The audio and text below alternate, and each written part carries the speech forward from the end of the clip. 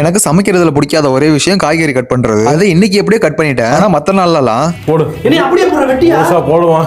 ஆமாங்க, அந்த அளவுக்கு கிரியேட்டிவிட்டியா இருக்கும் என்னோட சமையல்ல. சோ இன்னைக்கு நம்ம வாழ்க்கை வரலாறு டே 21ல நம்மளோட நைட் டின்னர் தான் பார்க்க போறோம். இதோட பிரிப்பரேஷன் தான் நீங்க ஸ்டார்டிங்ல பார்த்த ஸ்கிராம்பிள் டேக் அப்புறம் வெஜிடபிள்லாம் ஒன்னும் பெருசா இல்ல, கேபேஜும் அப்புறம் கேரட்டும் தான். அதுக்கு மேல ஆனியன், ஸ்கிராம்பிள் டேக், டொமேட்டோன்னு வச்சு க்ளோஸ் பண்ணிட்டேன். இந்த டோஸ்டர்ல நான் இது வரைக்கும் டோஸ்ட் பண்ணதே இல்ல. இந்த ரெட் லைட் கிரீன் லைட்டா மாறும்போது ஆஃப் பண்ணனும் மட்டும் தெரியும். என்ன நடக்க போதா அப்படின்னு யோசிச்சுக்கிட்டே பிரெட் எல்லாம் எடுத்து வச்சுட்டு பாத்துட்டு இருந்தேன். சொன்ன மாதிரி கிரீன் லைட் வந்துச்சு, ஆனா ரெட் லைட் ஆஃப் ஆகவே இல்ல. சரி என்ன பண்றதுன்னு கொஞ்ச நேரம் யோசிச்சுட்டு ஓபன் பண்ணலாமே ஓபன் பண்ணேன். ஆனா பிரெட் எப்படி இருந்ததுன்னா பக்கத்துல ஒருத்தன் தீஞ்சு போய் உட்காந்து வரான்டா.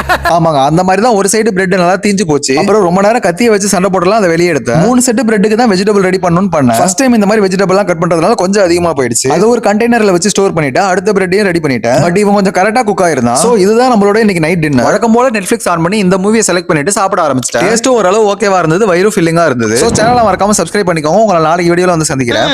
வரண்டா சின்னசாமி. சரிடா.